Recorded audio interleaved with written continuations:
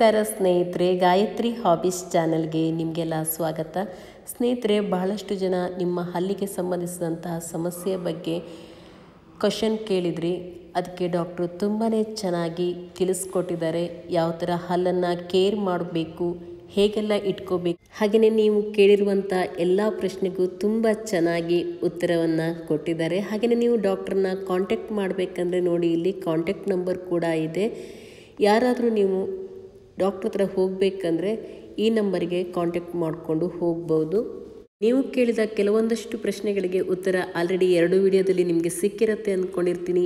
ಇವತ್ತಿನ ಈ ವಿಡಿಯೋದಲ್ಲಿ ಇನ್ನೂ ಕೆಲವೊಂದಿಷ್ಟು ವಿಷಯಗಳ ಬಗ್ಗೆ ತಿಳಿಸಿಕೊಡ್ತಿದ್ದಾರೆ. ನಾನು ಮೇಲಿನ ದವಡೆ ಹಲ್ಲು ಕೀಳಿಸಿದ ನಂತರ ತಲೆನೋವು ಶುರುವಾಗಿದೆ, ಇದಕ್ಕೆ ಏನು ಪರಿಹಾರ ಅಂತ ಕೇಳಿ ಕೆಲವರು ಮೇಲಿನ ದವಡೆ ಹಲ್ಲು ಕೀಳಬಾರದು ಅಂತಾರೆ. ಡಾಕ್ಟರ್ ಹತ್ರ ಸ್ಪಷ್ಟಪಡಿಸಿ ಇದನ್ನ ಅಂತ ಕೇಳಿ ಆಗಲೇ ಅದ್ರ ಬಗ್ಗೆ ನಾನು ಹೇಳಿದೆ ನಿಮಗೆ. ಮೇಲ್ಗಡೆ ಅಲ್ಲಾಗಲಿ ಕೆಳಗಡೆ ಅಲ್ಲಾಗಲಿ ಹಲ್ಕಿದ್ರೆ ತಲೆನೋವು ಬರುತ್ತೆ, ದೃಷ್ಟಿ ವೀಕ್ ಆಗುತ್ತೆ, ಅದೆಲ್ಲ ತಪ್ಪು ಕಲ್ಪನೆ. ಕೀಳೋ ಪ್ರಮೇಯ ಇದ್ರೆ ಕೀಳಲೇಬೇಕಾಗತ್ತೆ ಹಲ್ಲನ್ನ. ಬಟ್ ಅವ್ರಿಗೆ ಡಾಕ್ಟರ್ ಎಕ್ಸ್ಪ್ಲೈನ್ ಮಾಡಿರ್ತಾರೆ. ಉಳಿಸ್ಬೋದು ಅಂತ ಇದ್ರೆ ಅವ್ರು ಕೀಳೋದ್ರ ಬದಲಿಗೆ ಉಳಿಸೋ ಆಪ್ಷನ್ನೇ ಆಯ್ಕೆ ಮಾಡ್ಕೊಂಡು ಉಳಿಸ್ಕೊಳ್ಳೋದು ಒಳ್ಳೇದು. ಉಳಿಸೋದು ಅಂತಂದ್ರೆ ರೂಟ್ ಕೆನಾಲ್ ಟ್ರೀಟ್ಮೆಂಟೇ ಮಾಡಬೇಕಾಗತ್ತೆ, ಅದು ಕ್ಯಾಪ್ ಹಾಕಬೇಕಾಗತ್ತೆ. ಅವ್ರಿಗೆ ಅದೇ ಅಲ್ಲ ಕ್ವಶನ್, ಅವ್ರಿಗೆ ಆನ್ಸರ್ ಸಿಕ್ತು ಅವಾಗಲೇ ನೀವು ಹೇಳಿದ್ರೆ ಸಿಕ್ಕಿರುತ್ತೆ. ಆಮೇಲೆ ಲೀಲಾವತಿ ಅವ್ರು ಕೇಳಿದ್ದಾರೆ, ಹಲ್ಲು ಜುಮ್ ಅಂತ ಇರುತ್ತೆ, ಏನ್ ಮಾಡ್ಬೇಕು? ನೀವು ಅವಾಗಲೇ ಹೇಳಿದ್ರಲ್ಲ ಹಲ್ಲು ಜುಮ್. ಅದು ಅಲ್ಲಿ ಜುಮ್ ಅನ್ನಕ್ಕೆ ಕಾರಣ ಎನಾಮಲ್ ವೇರ್ ಔಟ್ ಆಗ್ಬಿಟ್ರೆ, ಪ್ರೊಟೆಕ್ಷನ್ ಲೇಯರ್ ಏನಿರುತ್ತೆ ಫಸ್ಟ್ ಲೇಯರು ಅದು ಸೌದೋಗ್ಬಿಟ್ರೆ ಒಳಗಡೆ ಡೆಂಟಿನ್ ಇರುತ್ತಲ್ಲ 2ನೇ ಲೇಯರು, ಅದ್ರೊಳಗಡೆ ಡೆಂಟಿನಲ್ ಟ್ಯೂಬಲ್ಸ್ ಅಂತ ಇರುತ್ತೆ. ತುಂಬಾ ಬಿಸಿ ತುಂಬಾ ತಣ್ಣಗಿರೋದಲ್ಲ, ಅದು ಇಂಪಲ್ಸ್ ಕ್ಯಾಚ್ ಮಾಡಿ ಜುಮ್ ಅನ್ನೋದೆಲ್ಲ ನಮ್ಗೆ ಸೆನ್ಸೇಷನ್ ಗೊತ್ತಾಗುತ್ತೆ. ಸೊ ಹಂಗಾಗಿ ತುಂಬಾ ಅದ್ಮಿ ಬ್ರಷ್, ತುಂಬಾ ಪ್ರೆಷರ್ ಹಾಕಿ ಬ್ರಷ್ ಮಾಡಬಾರ್ದು, ಅಡ್ಡ ಬ್ರಷ್ ಮಾಡಬಾರ್ದು. ಅಪ್ ಅಂಡ್ ಡೌನ್ ಮೋಷನ್ ಮತ್ತು ಸರ್ಕ್ಯುಲರ್ ಮೋಷನ್ ಯೂಸ್ ಮಾಡಬೇಕು. ಹಾರ್ಡ್ ಬ್ರಷ್ ಯೂಸ್ ಮಾಡಬಾರ್ದು, ಸಾಫ್ಟ್ ಬ್ರಷ್ ಯೂಸ್ ಮಾಡಬೇಕು. ಸೊ ಅವಾಗ ಸೌದೋಗೋದು, ಬ್ರಷ್ ಮಾಡೋದು ಅದೆಲ್ಲ ಜುಮ್ ಅನ್ನೋದೆಲ್ಲ ತಪ್ಪುತ್ತೆ. ಜುಮ್ ಅಂತಿದೆ ಆಲ್ರೆಡಿ ಅಂದರೆ ಎಲ್ಲ ಸೌದಿರುತ್ತೆ ಹಲ್ಲು, ಅಥವಾ 2 ಸಂಧಿಯಲ್ಲಿ ಎಲ್ಲೋ ಉಳ್ಕಲ್ಲಾಗಿರುತ್ತೆ. ಡೆಂಟಿಸ್ಟ್ ಹತ್ರ ಬೇಗ ಹೋಗ್ಬೇಕು ಅಂತ ಇಂಡಿಕೇಶನ್ ಅವ್ರಿಗೆ. ಎಲ್ಲೋ ಜುಮ್ ಅಂತಿದೆ ಅಂದರೆ ನೋವು ಬರೋವರೆಗೂ ಕಾಯಬಾರ್ದು. ಜುಮ್ ಅನ್ನೋ ಟೈಮಲ್ಲೇ ಡೆಂಟಿಸ್ಟ್ ಹತ್ರ ಹೋಗಿ ತೋರಿಸ್ಕೋಬೇಕು. ಈಗ ಅವ್ರು ಕೇಳಿದರೆ, ಮುಂದ್ಗಡೆ ಹಲ್ಲು ಸ್ವಲ್ಪ ಕಟ್ಟಾಗಿದೆ, ಅದನ್ನ ರಿಪೇರಿ ಮಾಡ್ತಾರಾ ಅಂತ ಕೇಳಿದ್ದಾರೆ. ಖಂಡಿತವಾಗ್ಲೂ ಮಾಡ್ತಾರೆ. ಹೌದು, ಅದನ್ನ ತೋರಿಸ್ಕೊಬೇಕು ಅವರು. ಸ್ವಲ್ಪನೇ ಕಟ್ಟಾಗಿದೆ ಅಂದರೆ ಎಲ್ಲ ಸ್ವಲ್ಪ ಹಿಂಗೆ ಕಟ್ಟಾಗಿರುತ್ತೆ, ಕ್ರಿಕೆಟ್ ಲುಕ್ ಇರುತ್ತೆ, ಒಂಥರ ಹಾಫ್ ಮೂನ್ ಶೇಪಲ್ಲಿ ಕಟ್ಟಾಗಿರುತ್ತೆ. ಅದಕ್ಕೆಲ್ಲ ಇವಾಗ ಲೈಟ್ ಪ್ಯೂರ್ ಕಾಂಪೋಸಿಟ್ ಫಿಲ್ಲಿಂಗ್ ಅಂತ ಇದೆ. ಒರಿಜಿನಲ್ ಹಲ್ಲನ್ ಥರನೇ ಇರುತ್ತೆ, ಕಾಂಪೋಸಿಟ್ ಫಿಲ್. ನಾವು ಅದನ್ನು ಪ್ಯಾಚ್ ಅಪ್ ಮಾಡಿ ಏನೋ ನಾವು ಬಿಲ್ಡಪ್ ಮಾಡಿದೀವಿ ಅಲ್ಲ ಅಂತ ಗೊತ್ತೇ ಆಗೋದಿಲ್ಲ. ಆ ಥರ ಚೆನ್ನಾಗಿರುತ್ತೆ. ಸ್ವಲ್ಪ ಒಂದು ಅದಕ್ಕೆಲ್ಲ ನಾವು ಕ್ಲಾಸಿಫಿಕೇಶನ್ಸ್ ಎಲ್ಲ ಇದೆ. Class 1 fracture, class 2 fracture, class 3 fracture ಅಂತ. ತುಂಬ 3ನೇ ಭಾಗ ಪಲ್ಪ್ವರೆಗೂ ಹೋಗಿಲ್ಲ ಅಂತ ಅಂದರೆ ಬರೀ ಫಿಲ್ಲಿಂಗಲ್ಲೇ ಮಾಡಿಬಿಟ್ಟು ಸರಿ ಮಾಡಿ ಮೊದಲೇಂಗಿತ್ತು ಅದೇ ರೀತಿ ಚೆನ್ನಾಗಿ ಕಾಣೋ ಥರ ಮಾಡ್ಬೋದು. ತುಂಬ ಅರ್ಧಕ್ಕರ್ಧ ಹಲ್ಲು ಹೊರಟೋಗ್ಬಿಟ್ಟಿದೆ, ಅರ್ಧನೇ ಹಲ್ಲು ಕಟ್ಟಾಗೋಗ್ಬಿಟ್ಟಿದೆ, ಕ್ರೌನ್ ಪೋರ್ಷನ್ ಫುಲ್ ಹೋಗ್ಬಿಟ್ಟಿದೆ ಅಂದರೆ ಪಲ್ಪ್ ಕೂಡ ಎಕ್ಸ್ಪೋಸ್ ಆಗಿರುತ್ತೆ. ಅವಾಗ ಅವ್ರಿಗೆ ನೋವು ಕೂಡ ಇರುತ್ತೆ. ರೂಟ್ ಕೆನಾಲ್ ಟ್ರೀಟ್ಮೆಂಟ್ ಮಾಡಿ ಕ್ಯಾಪ್ ಮಾಡಬೇಕಾಗುತ್ತೆ. ನೋವೇನಿಲ್ಲ ಆದರೂ ಒಂದು ಸ್ವಲ್ಪ ಜಾಸ್ತಿನೇ ಮುರಿದೋಗಿದೆ, ಫಿಲ್ಲಿಂಗ್ ಮಾಡೋಕ್ಕಾಗಲ್ಲ ಅಂದರೆ ಬರೀ ಕ್ಯಾಪ್ ಮಾಡಬೇಕಾಗುತ್ತೆ. ಕ್ಯಾಪ್ಗಳಂದರೆ ನೋಡಿ ಈ ರೀತಿ ಇರುತ್ತೆ. ಸುಮ್ಮನೆ ಒಂದು ಮಾಡಲ್ಲ ನಿಮಗೆ. ಇದರ ಅರ್ಧಂಬರ್ಧ ಅಲ್ಲಾಗಿದೆ ಅಂದರೆ ಅದ್ರ ಮೇಲೆ ಕ್ಯಾಪ್ ಹಾಕ್ಬಿಟ್ಟು ನಾವು ಈ ಥರ ಸರಿ ಮಾಡ್ಬೋದು. ಇದು ದವಡೆ ಹಲ್ಲಿನ ಕ್ಯಾಪು, ಇದು ಫ್ರಂಟ್ ಹಲ್ಲು, ಇದು ಮೆಟಲ್ ಕ್ಯಾಪ್ಸ್ ಬರುತ್ತೆ. ಈ ಥರ ಒಂದು ಹಲ್ಲು ಹೋಗಿದೆ ಅಂತ ಅಂದರೆ ಈ ಥರ ಕಟ್ಬಿಟ್ಟು ಬ್ರಿಡ್ಜ್ ಮಾಡೋದು ಬರುತ್ತೆ. ಇಲ್ಲೂ ನಿಮಗೆ ಫ್ರ್ಯಾಕ್ಷನ್ಸ್ ಎಲ್ಲ ಈ ಥರ ಇಲ್ಲಿ ಗೊತ್ತಾಗುತ್ತೆ. ಯಾವ್ದಾರ ಹಲ್ಲಾಗಿದ್ರೆ ಹಲ್ಲು ಕಟ್ಟೋದು ಯಾವ ಥರ, ಇಂಪ್ಲಾಂಟ್ಸ್ ಅಂತ ಹೇಳ್ದಲ್ಲ, ಸ್ಕ್ರೂ ಒಳಗಡೆ ಬೇರೆ ಹಾಕೋದು, ಎಲ್ಲ ಹಾಕೊಂತಂದ್ರೆ. ನೆಕ್ಸ್ಟ್ ಕ್ವಶನ್ ಕೇಳಿ. ಇದ್ರ ಬಗ್ಗೆ ಯಾರು ಕೇಳಿದರೆ ಎಕ್ಸ್ಪ್ಲೈನ್ ಮಾಡ್ತೀನಿ ನಾನು ನೆಕ್ಸ್ಟ್.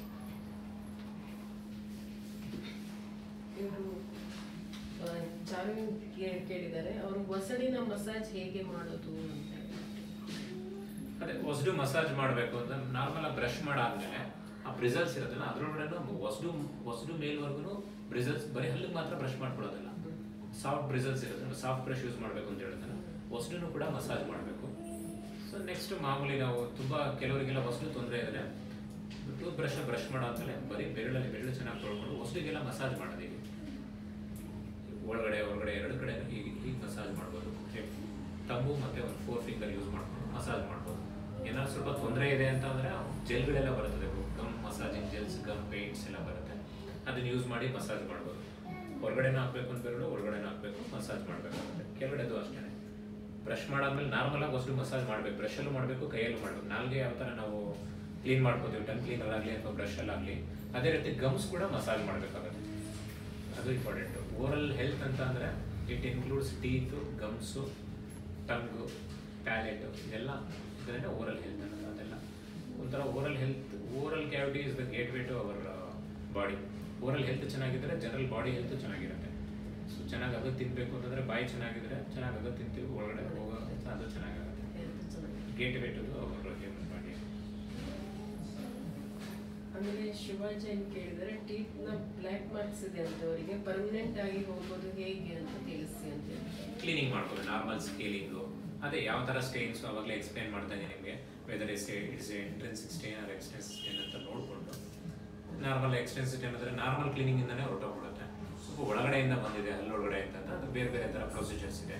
ಬ್ಲೀಚಿಂಗು, ವೆನೇರಿಂಗು, ಕ್ರೌನ್ ಮಾಡೋದು ಅದೆಲ್ಲ ನೋಡಿದ್ರೆ ಗೊತ್ತಾಗುತ್ತೆ ನಮಗೆ ಯಾವ ಥರ ಮಾಡಬೇಕು ಅಂತ. ಅವ್ರು ಡೆಂಟಿಸ್ಟ್ನ ನೋಡೋಕ್ಕೆ ಹೇಳಿ ಗೊತ್ತಾಗುತ್ತೆ. ರವಿ ಅನ್ನೋರು ಕೇಳಿದ್ರೆ ಒಂದು ಹಲ್ಲು ಹುಡುಕಾಗಿದ್ರೆ ಬೇರೆ ಹಲ್ಲಿಗೂ ಅದು ಏನಾದರೂ ಪ್ರಾಬ್ಲಮ್ ಆಗುತ್ತೆ? ಖಂಡಿತವಾಗ್ಲೂ ಆಗುತ್ತೆ. ಒಂದಲ್ಲಿ ಹುಡುಕಲಾಗಿದೆ ಅಂತಂದ್ರೆ ಅಂದ್ರೆ ಹರಡುತ್ತೆ ಅಂದ್ರೆ ಇಟ್ಸ್ ಕಾಂಟಾಜಿಯಸ್ ಅಂತ ಏನಲ್ಲ, ತಿಂದಿದ್ದೆಲ್ಲ ಸೇರ್ಕೊಂತಿರುತ್ತಲ್ಲ ಅಲ್ಲಿ ಪಕ್ಕದಲ್ಲಿ ಅಲ್ಲೇ ಇರುತ್ತೆ. ಅಲ್ಲೂ ಮತ್ತೆ ಡೆಪಾಸಿಟ್ ಆಗಿ ಅಲ್ಲೂ ಇನ್ಸ್ಪೇಟ್ ಆಗಿ ಸ್ವಲ್ಪ ಶುರುವಾಗಿ ಹುಡುಕಲಾಗೋ ಚಾನ್ಸಸ್ ಇದ್ದೇ ಇರುತ್ತೆ. ಆವಾಗಲೇ ನಾನು ಹೇಳ್ದಂಗೆ ಗುಟ್ಟಿಲಿ ಒಂದಷ್ಟು ಹಣ್ಣಿದ್ರೆ ಒಂದು ಹಣ್ಣು ಹಾಳಾದ್ರೆ ಎಲ್ಲಾವುದು ಅಲ್ಲೇ ಇದ್ರೆ ಹಣ್ಣು ಹಾಳಾಗ್ತಾರೆ. ಹಂಗಾಗಿ ಆ ಒಂದು ಪರ್ಟಿಕ್ಯುಲರ್ ಹುಡುಕಲಾಗಿದ್ರೆ ಅಕ್ಕಪಕ್ಕಲ್ಲೂ ಹುಡುಕಲಾಗೋ ಚಾನ್ಸಸ್ ಜಾಸ್ತಿ ಇರುತ್ತೆ. ಸರಿ ಮಾಡಿಸ್ಬೇಕು. ಆಮೇಲೆ ವಿದ್ಯಾರ್ಥಿಯವರು ಕೇಳಿದರೆ ನನಗೆ ಹಲ್ಲು ಸ್ವಲ್ಪ ಮುಂದೆ ಇದೆ, ಅದಕ್ಕೆ ಏನು ಮಾಡಬೇಕು ಅಂತ ಹೇಳ್ಬಿಟ್ಟು ಕ್ಲಿಪ್ ಹಾಕ್ಸ್ಕೊಬೇಕು. ನೋಡ್ಬೇಕಾಗುತ್ತೆ ಇನ್ನೂ ಚಿಕ್ಕ ವಯಸ್ಸಿದೆ ಅವ್ರಿಗೆ ಅಂತಂದ್ರೆ, ಏಜ್ ಏನಿಲ್ಲ ಅವರು. ಸೊ ಇನ್ನು ಚಿಕ್ಕ ವಯಸ್ಸಿದೆ ಅಂತ ಅಂದ್ರೆ ಯೂಶಲಿ ನಾವು ಕ್ಲಿಪ್ ಹಾಕ್ತೀವಿ ಅಂತ ಅಂದ್ರೆ ಪರ್ಟಿಕ್ಯುಲರ್ಲಿ ಎಲ್ಲ ಹಾಲಲ್ಲಿ ಬಿದ್ದು ಪರ್ಮನೆಂಟಲ್ಲಿ ಹುಟ್ಟಿರ್ಬೇಕು. ದಟ್ ಏಜ್ ಪರ್ಮನೆಂಟಲ್ಲಿ ಎಲ್ಲ ಹಾಲಲ್ಲಿ ಬೀಳೋ ಟೈಮು ಅಂತಂದ್ರೆ 13-14 ಇಯರ್ಸ್ಗೆ ಎಲ್ಲ ಬಾಯಿಲಿರೋ ಎಲ್ಲ ಮಿಲ್ಕ್ ಕೂಡ ಬಿಟ್ಬಿಟ್ಟು ಪರ್ಮನೆಂಟಲ್ಲಿ ಹುಟ್ಟಕ್ಕೆ ಶುರುವಾಗುತ್ತೆ. ಆ ಏಜಲ್ಲಿ ಶುರು ಮಾಡಬೇಕಾಗತ್ತೆ. But in selected cases before ಪರ್ಮನೆಂಟಲ್ಲಿ ಹುಟ್ಟೋದು ಮುಂಚೆನೂ ಕೂಡ ಹಾಲಲ್ಲಿ ಇದ್ದಂಗೆ ಶುರು ಮಾಡಬೇಕಾಗತ್ತೆ. ಅವ್ರನ್ನ ಕರೆಕ್ಟಾಗಿ ತೋರಿಸಿದ್ರೆ ಗೊತ್ತಾಗುತ್ತೆ ಶುರು ಮಾಡಬೇಕು ಏನೇ ಅಂತ. ಕಂಡೀಷನ್ ನೋಡಿದ್ರೆ ಗೊತ್ತಾಗುತ್ತೆ. ಆಮೇಲೆ ಇನ್ನೊಬ್ಬರು ಕೇಳಿದರೆ ಮೆಂಟಲ್ ಹೆಲ್ತ್ ಇವರು ಜನರಲೈಸ್ ಅಗ್ರೆಸಿವ್ ಪೆರಿಯೋಡಾಂಟೈಟಿಸ್ ಏನು ಅಂತ ಅಂದರೆ ಅದ್ರ ಬಗ್ಗೆ ನಾಳೆ ತುಂಬ ಕ್ರಿಟಿಕಲ್ ಇರುವಂಥ ಡಿಸೀಸ್ ಆಗಿರುತ್ತೆ ಇದು. ಅದ್ರ ಬಗ್ಗೆ ಪರ್ಮನೆಂಟ್ ಇದ್ರ ಬಗ್ಗೆ ತಿಳಿಸಿ. ಕ್ರಾನಿಕ್ ಜನರಲೈಸ್ಡ್ ಅಗ್ರೆಸಿವ್ ಪೆರಿಯೋಡಾಂಟೈಟಿಸ್ ಅಂತ. ಅದು ಹಲ್ಲುಗಳು ಹಾಳಾಗಕ್ಕೆ ಇದು ಮೇನ್ ಕಾರಣ. ಮೇನ್ ಹಲ್ಲಿನ ಕಾಯಿಲೆಗಳಲ್ಲಿ ಜನರಲೈಸ್ಡ್ ಅಗ್ರೆಸಿವ್ ಪೆರಿಯೋಡಾಂಟೈಟಿಸ್. ಹಲ್ಲುಗಳು ಬೇಗ ಉದುರೋಗೋಕ್ಕೆ ಯಂಗ್ ಏಜಲ್ಲಿ 30, 40, 50 ಇಯರ್ಸ್ಗೆಲ್ಲ ಹಲ್ಲುಗಳು ಎಲ್ಲ ಹಲ್ಲು ಹೊರಟೋಗ್ಬಿಟ್ರಲ್ಲಿ. ಯೂಶಲಿ ಒಬ್ಬ ಮನುಷ್ಯನಿಗೆ ನಾರ್ಮಲ್ ಆಗಿ ಬೈ ಏಜಿಂಗ್ ಆಗ್ತಾ ಹಲ್ಲು ಉದುರೋಗ್ಬೇಕು ಅಂತಂದ್ರೆ ಸುಮ್ಮನೆ ಹಂಗೆ ಏನು ಉಳ್ಕಲ್ಲಿಲ್ದಂಗೆ ಏನು ಹೇಳ್ದಂಗೆ ಏಜ್ ಫ್ಯಾಕ್ಟರಿಂದ ಹಲ್ಲು ಉದುರೋಗ್ಬೇಕು ಅಂದರೆ 70 ಇಯರ್ಸ್ ಆಗಬೇಕು ಮಿನಿಮಮ್. ಆವಾಗಲೂ ಚೆನ್ನಾಗಿರೋರು ಇದ್ದೇ ಇರುತ್ತೆ. ಸೊ ಈ ಥರ ಜನರಲೈಸ್ಡ್ ಅಗ್ರೆಸಿವ್ ಪೆರಿಯೋಡಾಂಟೈಟಿಸ್. ಪೆರಿಯೋಡಾನ್ಷಿಯಮ್ ಅಂದರೆ first of all supporting structure of the tooth. ಅಂದರೆ ಗಮ್ಸ್ ಇರುತ್ತೆ. ನಮಗೆ ಒಂದು ಹಲ್ಲಿದೆ ಅಂತಂದರೆ ಇದು ಹಲ್ಲು ಸುತ್ತಲೂ ಈ ಥರ ಗಮ್ಸ್ ಇರುತ್ತೆ. ಅದ್ರ ಕೆಳಗಡೆ ಮೂಳೆ ಇರುತ್ತೆ, ಆಲ್ವಿಯಾರ್ ಬೋನ್ ಅಥವಾ ದವಡೆ ಮೂಳೆ ಅಂತೀವಿ. ಇದೆಲ್ಲ ಚೆನ್ನಾಗಿದ್ರೆ ಹಲ್ಲು ಗಟ್ಟಿ ಇರುತ್ತೆ. ಈ for an example this is tooth ಅಂದ್ಕೊಳ್ಳಿ ನೀವು. ಇದನ್ನು ಉಗುರನ್ನ ಅದ್ರ ಸುತ್ತಲೂ ಇರೋದು ಹೊಸಡು, ಅದರೊಳಗಡೆ ಇರೋ ಮೂಳೆ ಇಲ್ಲ, ಇದು ಚೆನ್ನಾಗಿದ್ರೆ ಗಮ್ಸು ಮತ್ತು ಆಲ್ವಿಯಾರ್ ಬೋನ್ ಚೆನ್ನಾಗಿದ್ರೆ ಟೂತ್ ಚೆನ್ನಾಗಿರುತ್ತೆ. ಸೊ ಅದೇ ವೀಕ್ ಆಗ್ತಿದೆ ಅಂತ ಅಂದರೆ ಟೂತ್ ಬೇಗ ಅಲ್ಲಾಡ್ಕೊಂಡು ಉಳ್ಕಲ್ಲಿ ಇಲ್ಲದಿದ್ರೂ ಕೂಡ ಚೆನ್ನಾಗಿದ್ರೂ ಕೂಡ ಸಪೋರ್ಟ್ ಇಲ್ದಲ್ಲ ಅಲ್ಲಾಡ್ಕೊಂಡು ಬಿದ್ದೋಗ್ಬಿಡುತ್ತೆ. That condition is called as aggressive generalized aggressive periodontitis. So ಇದಕ್ಕೆ ಒಂದು ಜಿಂಜವ್ಯಾಲಿಸ್ ಅಂತ ಒಂದು ಬ್ಯಾಕ್ಟೀರಿಯಾ ಇರುತ್ತೆ, ಪರ್ಫೆರಮನಸ್ ಜಿಂಜವ್ಯಾಲಿಸ್ ಅಂತ. ಸೊ ಅದರಿಂದ ಬರುತ್ತೆ. ಅದಕ್ಕೆ ಪರ್ಟಿಕ್ಯುಲರ್ಲಿ ಅದು ಒಂದು ಫಸ್ಟ್ ಮೋಲಾರ್ಸು ಮತ್ತು ಒಂದು ಸೆಂಟ್ರಲ್ ಇನ್ಸಿಡೆನ್ಸ್ನೆಲ್ಲ ಸ್ವಲ್ಪ ಅಷ್ಟೊಂದು ಅಫೆಕ್ಟ್ ಮಾಡಲ್ಲ. ಇನ್ ಬಿಟ್ವೀನ್ ಮೂರಲ್ಲೇ ಒಳಗಡೆ ಎಲ್ಲ ಹೊಸಡು ಮತ್ತು ಮೂಳೆ ಎಲ್ಲ ತಿಂತಾ ಬರುತ್ತೆ. ಸೊ ಆ ಥರ ಬೇಗ ಹಲ್ಲುಗಳು ಉದುರೋಗೋ ಚಾನ್ಸಸ್ ಇರುತ್ತೆ. ಅದು ಪೆರಿಯೋಡಾಂಟಿಸ್ಟ್ ಅಂತ ಸ್ಪೆಷಲಿಸ್ಟ್ ಇರ್ತಾರೆ, ಗಮ್ ಸ್ಪೆಷಲಿಸ್ಟು.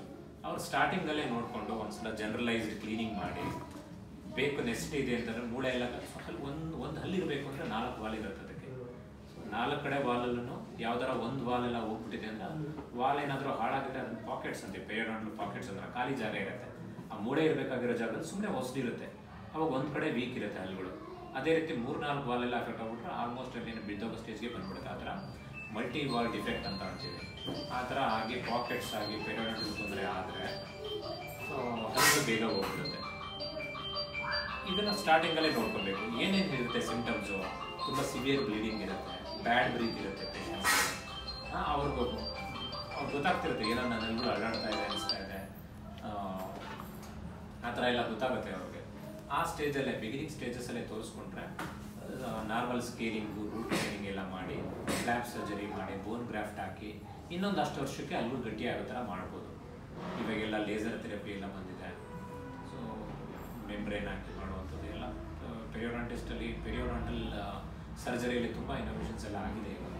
ಸೊ ಅಗ್ರೆಸಿವ್ ಪೆರಿಯೋಡಾಂಟಿಸ್ ಅಂತಂದ್ರೆ ಹಲ್ಲುಗಳು ತುಂಬ ಹಲ್ಲುಗಳು ಹುಡುಕಲಿಲ್ಲ ಅಂದರೂ ಅಲ್ಲಾಡ್ತಾ ಇದೆ, ಬಾಯಲ್ಲೆಲ್ಲ ಹೊಸದೆಲ್ಲ ಊದ್ಕೊಂಡಿದೆ, ಹೊಸದಲ್ಲಿ ರಕ್ತ ಬರ್ತಾ ಇದೆ, ಈ ಥರ ಇದ್ದರೆ ಆ ಬಿಗಿನಿಂಗ್ ಸ್ಟೇಜಸಲ್ಲೇ ತೋರಿಸ್ಕೊಂಡು ಒಳ್ಳೆ ಡೆಂಟಿಸ್ಟ್ ಅಥವಾ ಪೆರಿಯೋಡಾಂಟಿಸ್ಟ್ನ ಮೀಟ್ ಮಾಡಿ ಅದ್ರ ಬಗ್ಗೆ ಅವ್ರು ಕೇರ್ ತಗೊಂಡ್ರೆ ಈ ಅಗ್ರೆಸಿವ್ ಜನರಲೈಸ್ಡ್ ಪೆರಿಯೋಡಾಂಟಿಸ್ ಏನಿದೆ ಅದನ್ನು ಒಂದು ಕ್ಯೂರ್ ಮಾಡ್ಕೋಬೋದು.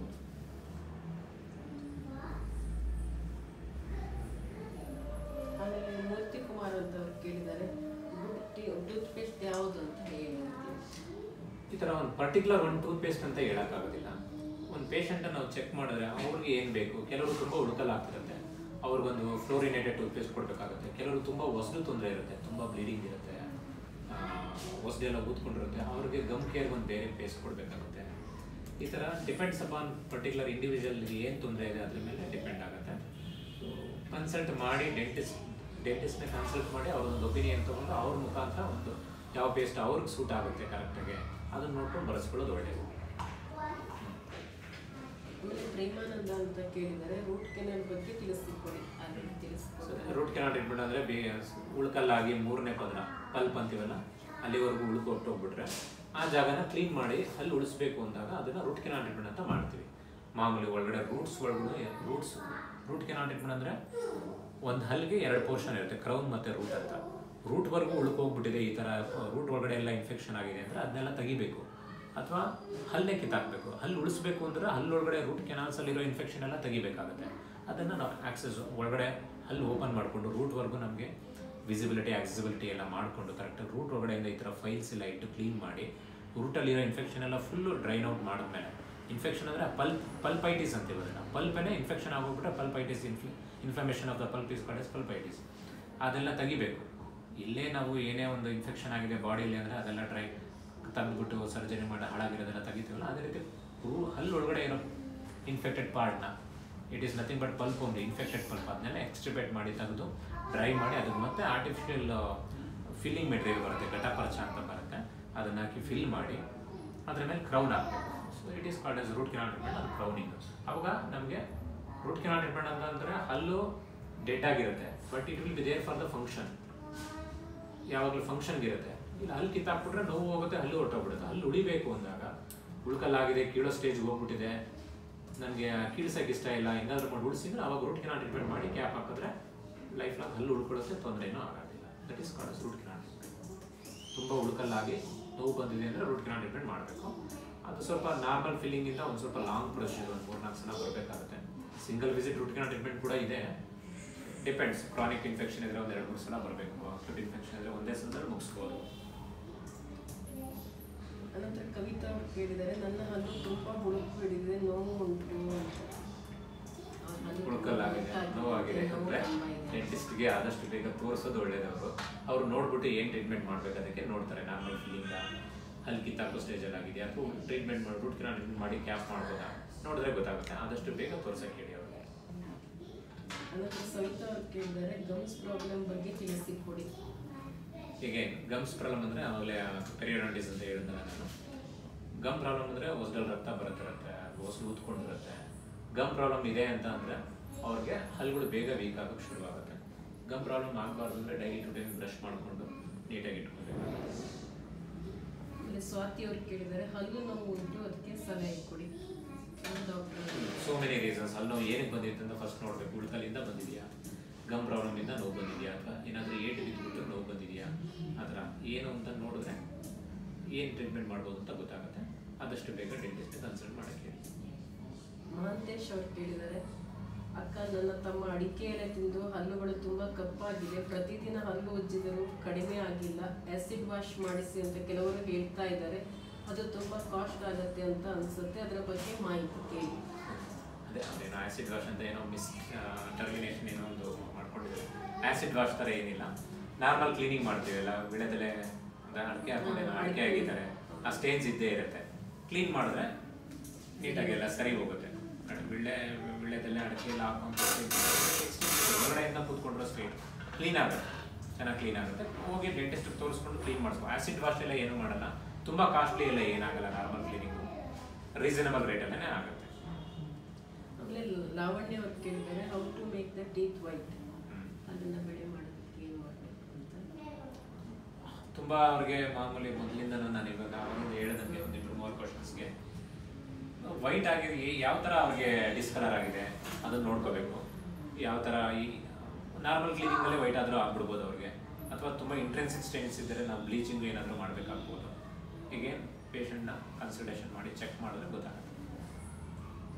ಆಮೇಲೆ ಇನ್ನೊಬ್ರು ಕೇಳಿದರೆ ಚಿಕ್ಕ ಮಕ್ಕಳ ಹಲ್ಲು ಹುಳುಕಾಗುವ ಸಮಸ್ಯೆ ಬಗ್ಗೆ ತಿಳಿಸಿಕೊಡಿ ಅಂತ ಹೇಳ್ಬಿಟ್ಟು.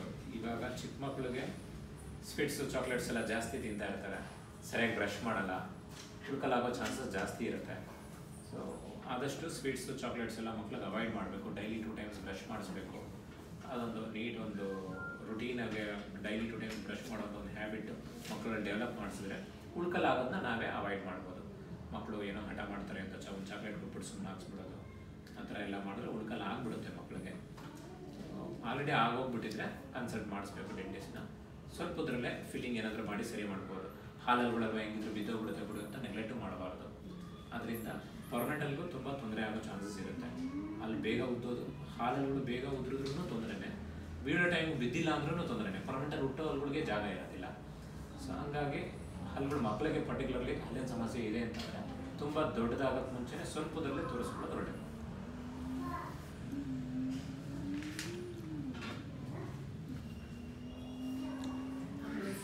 ಹಲ್ಲಿನ ಬಗ್ಗೆ ಯಾವ ಥರ ಇಟ್ಕೋಬೇಕು, ಹೇಗೆ ಇಟ್ಕೋಬೇಕು ಅನ್ನೋದ್ರ ಬಗ್ಗೆ ಮಾಹಿತಿ ಕೊಡಿ ಅಂತ ಹೇಳ್ತಿದ್ದಾರೆ. ಹಲ್ಲು ಚೆನ್ನಾಗಿ ಇಟ್ಕೋಬೇಕು. ಜನರಲೈಸ್ನಾಗಿ ಹೇಳ್ಬೇಕು ಅಂತಂದರೆ ಏನೂ ತೊಂದರೆ ಇಲ್ಲ ಅಂತಂದ್ರೂ ಒಂದ್ಸಲ ಡೆಂಟಿಸ್ಟ್ಗೆ ಎವ್ರಿ 6 ಮಂತ್ಸ್ಗೆ ಒಂದ್ಸಲ ಡೆಂಟಿಸ್ಟ್ನ ಮೀಟ್ ಮಾಡಿ ಸುಮ್ಮನೆ ಒಂದು ಜನರಲ್ ಚೆಕಪ್ ಮಾಡಿಸ್ಕೊಳ್ಳೋದು ಒಳ್ಳೆಯದು.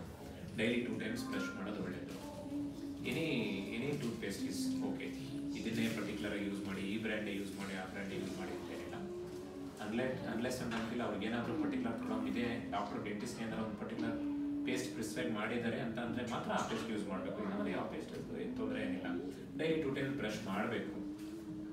ಪ್ರತಿ ಸಲ ಏನೇ ತಿಂದಾಗ್ಲೂ ಬಾಯಿ ಮುಡಿಸ್ಕೋಬೇಕು. ಚೆನ್ನಾಗಿ ಹಗದು ತಿನ್ನಬೇಕು. ಹಗದು ತಿಂದರೆ ಆಟೋಮೆಟಿಕ್ಕಾಗಿ ಹಲ್ಲುಗಳು ಕ್ಲೀನ್ ಆಗ್ತಾ ಇರುತ್ತೆ. ಸುಮ್ಮನೆ ಹಾಗೆ ಸ್ವ್ಯಾಲೋ ಮಾಡಬಾರ್ದು. ಹಗದು ತಿನ್ನೋದು ಫ್ರೂಟ್ಸ್ ಎಲ್ಲ ಆದಷ್ಟು ಜ್ಯೂಸ್ ಕುಡಿತೀನಿ ಏನಾದರೂ ಬಂದು ಫ್ರೂಟ್ಸೇ ತಿನ್ನಬೇಕು. ಹಗದು ತಿನ್ನೋ ಥರ ಎಲ್ಲ ಅಭ್ಯಾಸ ಮಾಡಿಕೊಂಡ್ರೆ ಓರಲ್ ಹೆಲ್ತ್ ಚೆನ್ನಾಗಿರುತ್ತೆ. ಆ ಓರಲ್ ಹೆಲ್ತ್ಗೆ ಇನ್ನೊಂದು ಏನು ಇಂಪಾರ್ಟೆಂಟು ಅಂತಂದರೆ ನೀರು ಚೆನ್ನಾಗಿ ಕುಡಿಬೇಕಾಗುತ್ತೆ. ಡ್ರೈ ಮೌತ್ ಆಗಬಾರ್ದು. ಯಾವಾಗಲೂ ಬಾಯಿ ಒಣಗ್ದಂಗಿದ್ರೆ ಉಳ್ಕಲಾಗೋ ಚಾನ್ಸಸ್ಸು, ಬೇರೆ ಎಲ್ಲ ಬ್ಯಾಡ್ ಬೀನ್ ಬರೋ ಚಾನ್ಸಸ್ ಇರುತ್ತೆ. ಅವಾಗಾಗಿ ಒಂದು ಬಿಟ್ಟು ನೀರು ಕುಡಿತಾ ಇರಬೇಕು. ಸೊ ಬಾಯಿ ತೇವಾಂಶ ಇರಬೇಕು ಆದಷ್ಟು. ಆ ಥರ ಏನಾರು ಸಣ್ಣ ಪುಟ್ಟ ಸ್ವಲ್ಪ ಸಮಸ್ಯೆ ಕಂಡ್ರು ಸ್ಟಾರ್ಟಿಂಗಲ್ಲೇ ತೋರಿಸ್ಕೊಂಡು ಅದನ್ನು ಜಾಸ್ತಿ ಆಗಿ ತುಂಬ ನೋವು ಬರೋವರೆಗೂ ಕಾಯೋದು ಸ್ವಲ್ಪದ್ರಲ್ಲೇ ತೋರಿಸ್ಕೊಳ್ಳೋದು ಒಳ್ಳೆಯದು. ಡೈಲಿ 2 ಟೈಮ್ಸ್ ಬ್ರಷ್ ಮಾಡಬೇಕು. ರಾತ್ರಿ ಹೊತ್ತು ಬ್ರಷ್ ಮಾಡೋದು ತುಂಬ ಒಳ್ಳೆಯದು. ಪ್ರತಿಯೊಬ್ಬರಿಗೂ ನಿಮ್ಮ ಚಾನಲ್ ವ್ಯೂಸ್ ನಾನು ಹೇಳ್ತಾ ಇದ್ದೀನಿ. ರಾತ್ರಿ ಹೊತ್ತು ಊಟ ಎಲ್ಲ ಆಗಿ ಮಲಗೋಕ್ಕೆ ಮುಂಚೆ ಬ್ರಷ್ ಮಾಡಿಕೊಂಡ್ರೆ 90% ಡೆಂಟಲ್ ಪ್ರಾಬ್ಲಮ್ಸ್ನೆಲ್ಲ ಸಾಲ್ವ್ ಮಾಡ್ಬೋದು. ಸಮಸ್ಯೆಗಳು ಹೇಳಿದ್ರೆ ಎಲ್ಲರೂ ಕೇಳಬೇಕು. ತುಂಬ ಥ್ಯಾಂಕ್ಸ್ ನಿಮಗೆ. ನಿಮ್ಮ ಅತ್ಯಮೂಲ್ಯವಾದಂಥ ಈ ಟೈಮನ್ನು ನನಗೆ ಎಷ್ಟೊತ್ತು ಕೊಟ್ಟಿದ್ರಲ್ಲ, ಅದಕ್ಕೆ ನಿಮಗೆ ಹೃತ್ಪೂರ್ವಕವಾದಂಥ ಧನ್ಯವಾದಗಳನ್ನು. ನಾನು ನಿಮ್ಗೆ ಧನ್ಯವಾದಗಳನ್ನ ಹೇಳಬೇಕು ಮೇಡಮ್. ಸೊ ನೀವು ಈ ಥರ ಎಲ್ಲ ಹೆಲ್ತ್ ಇಶ್ಯೂಸ್ ಬಗ್ಗೆ ಪರ್ಟಿಕ್ಯುಲರ್ಲಿ ಅದು ಈ ಕೋವಿಡ್ ಟೈಮಲ್ಲಿ ಜನಗಳು ಆಚೆ ಹೋಗೋಕ್ಕೆ ಹೆದರುವಂಥ ಈ ಟೈಮಲ್ಲಿ ನಿಮ್ಮ YouTube channel what hobbies Gayathri hobbies ಅನ್ನೋ ಒಂದು ಯೂಟ್ಯೂಬ್ ಚಾನಲ್ ಮುಖಾಂತರ ಇಷ್ಟು ಅವೇರ್ನೆಸ್ ಕ್ರಿಯೇಟ್ ಮಾಡ್ತಿದ್ದೀರಾ. Hands off you. ಒಳ್ಳೇದಾಗಲಿ ನಿಮಗೂ. Thank you. ಹಾಗೆ ನೀವು ಎಷ್ಟು ಚೆನ್ನಾಗಿ ತಿಳಿಸ್ಕೊಟ್ಟಿದ್ದೀರಾ. ಎಷ್ಟು ಟೈಮ್ ನೀವು ಬ್ಯುಸಿ ಲೈಫಲ್ಲೂ ಕೂಡ ನನಗೆ ಎಷ್ಟು ಟೈಮ್ ಕೊಟ್ಟಿದ್ದೀರಾ. ಅದಕ್ಕೆ ಎಷ್ಟು ಥ್ಯಾಂಕ್ಸ್ ಹೇಳಿದ್ರು ಕೂಡ ಕಡಿಮೆ. ಪರವಾಗಿಲ್ಲ ಮೇಡಮ್. Any time. ಸೊ ನಿಮ್ಗೆ ಏನೇ ಸಮಸ್ಯೆ ಇದ್ರು ನಿಮ್ಮ ಯೂಟ್ಯೂಬ್ ಚಾನಲ್ ವ್ಯೂವರ್ಸ್ ಯಾರಾದರೂ ಕೇಳಿದ್ರೆ ನಮ್ಮ ಕ್ಲಿನಿಕ್ ಅಡ್ರೆಸ್ ಕೊಡಿ. ಸಮಸ್ಯೆ ಇದೆ ಕಾಂಟ್ಯಾಕ್ಟ್ ನಂಬರು ಆಚೆ ಇದೆಯಲ್ಲ, ಖಂಡಿತವಾಗ್ಲ ನಾನು ವಿಸಿಟಿಂಗ್ ಕಾರ್ಡ್ ಇದೆ.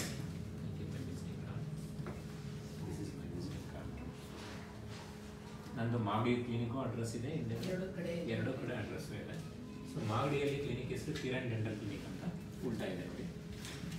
ಸೊ ಇಲ್ಲಿ ಬೆಟ್ಟದಂತ್ರಾಲಯ ಅಂತ. ಯಾರೇ ನಿಮ್ಮ ಯೂಟ್ಯೂಬ್ ಚಾನಲ್ ಮುಖಾಂತರ ನಿಮಗೆ ಡೆಂಟಲ್ ಸಮಸ್ಯೆ ಬಗ್ಗೆ ಏನೇ ಕೇಳಿದ್ರು ನನ್ನೊಂದು ಫೋನ್ ನಂಬರ್ ಕೊಡಿ. ಡೈರೆಕ್ಟಾಗಿ ಅವರೇ ಬೇಕಾದ್ರೆ ಫೋನ್ ಮಾಡಿ, ಫೋನಲ್ಲೇ ಬೇಕಾದ್ರೆ ಅವ್ರ ಸಮಸ್ಯೆಗಳನ್ನ ನನ್ನ ಹತ್ರ ಡೈರೆಕ್ಟಾಗಿ ಮಾತಾಡ್ಕೊಂಡು ಕೇಳಿ ತಿಳ್ಕೊಬೋದು. ನೆಕ್ಸ್ಟ್ ಇದ್ದರೆ ಒಂದ್ಸಲ ಬಂದು ತೋರಿಸ್ಬೋದು. Thank you madam. ಡಾಕ್ಟ್ರು ತುಂಬಾ ಬ್ಯುಸಿ ಇದ್ದರು. ಆದರೂ ಕೂಡ ನಾವು ಕೇಳಿದ್ದಕ್ಕೆ ನಮಗೆ ಇಷ್ಟೊಂದು ಟೈಮನ್ನು ಕೊಟ್ಟು ನೀವೆಲ್ಲರೂ ಕೇಳಿದಂಥ ಎಲ್ಲ ಪ್ರಶ್ನೆಗೂ ಕೂಡ ತುಂಬಾ ಚೆನ್ನಾಗಿ ಉತ್ತರಿಸಿದ್ದಾರೆ. ನಿಮ್ಮೆಲ್ಲರ ಪರವಾಗಿ ಕೂಡ ಡಾಕ್ಟ್ರಿಗೆ ಧನ್ಯವಾದವನ್ನು ಹೇಳ್ತಾ ಇದ್ದೀನಿ. ಯಾರಾದರೂ ಇಲ್ಲಿ ಕ್ಲಿನಿಕ್ಗೆ ಬರುವಾಗಿದ್ದರೆ ಲೊಕೇಶನ್ ಕೂಡ ಶೇರ್ ಮಾಡಿದ್ದೀನಿ, ನೀವು ನೋಡ್ಬೋದು. ಹಾಗೆಯೇ ಈ ವಿಡಿಯೋವನ್ನು ಇಲ್ಲಿಗೆ ಮುಗಿಸ್ತಾ ಇದ್ದೀನಿ.